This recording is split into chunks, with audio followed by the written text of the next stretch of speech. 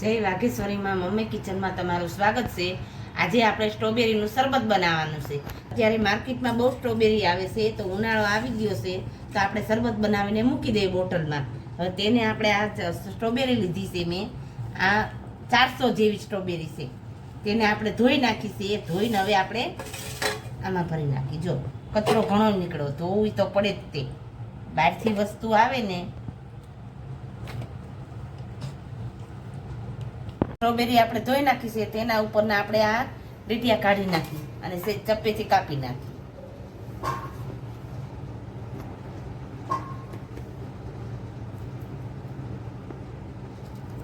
આપણે સ્ટ્રોબેરી સરસ મજાની ધોઈ નાખી છે અને ધોઈને ઉપર રીટિયા કાઢી નાખ્યા છે।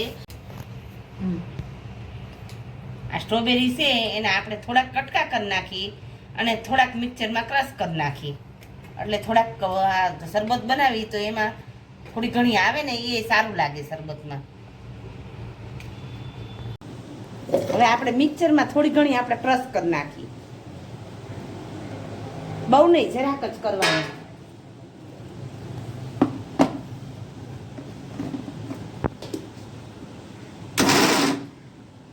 ચાલુ બંધ કરવાનું કરી નાખ્યું। જો એકદમ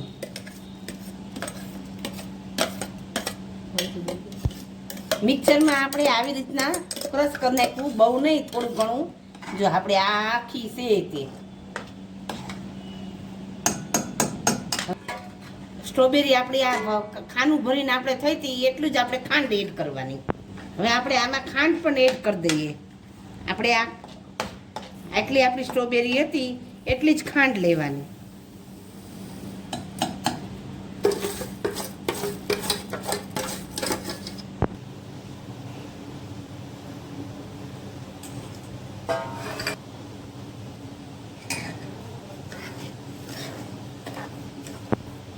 એકદમ ચાસણી થાય ને એવું કરવાનું, ખાંડ બધી ઓગળી જશે અને એકદમ ચાસણી થાય એવું।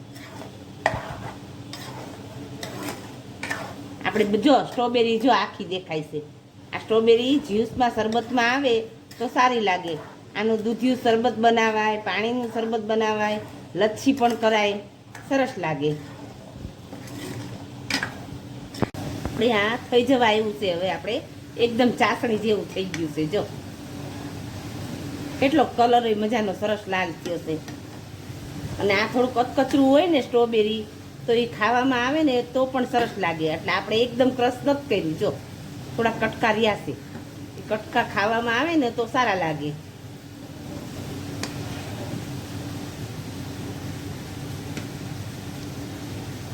આપણે આમાં હાથમાં જોઈ જોઈ,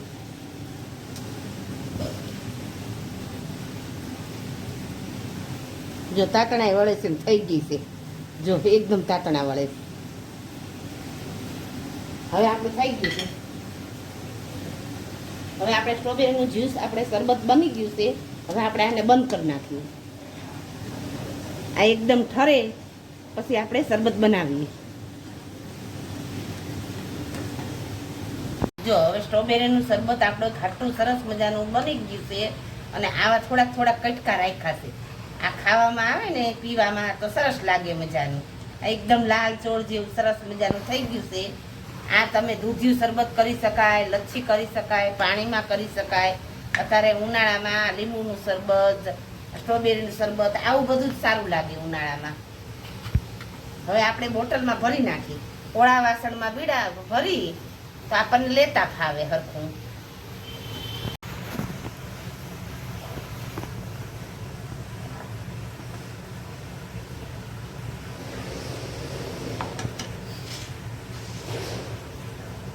હવે આપણે દૂધિયું શરબત બનાવી નાખ્યું તેના,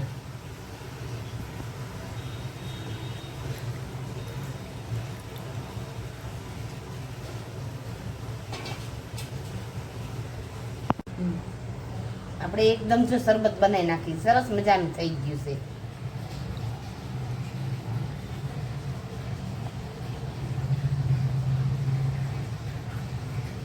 કટકા થોડાક આવે ને તો સારું લાગે, ખાવામાં પીવામાં સારું લાગે। હવે આપણે સ્ટ્રોબેરીનું જ આપણે શરબત બનાવી નાખ્યું છે, દૂધિયું શરબત, શરબત કરી શકાય, પાણીમાં પણ પી શકાય. અત્યારે ઉનાળામાં આ સારું બધું ઠંડુ વસ્તુ. જો તમને અમારી રેસીપી પસંદ આવી હોય તો અમારી ચેનલને તમે સબસ્ક્રાઈબ કરજો.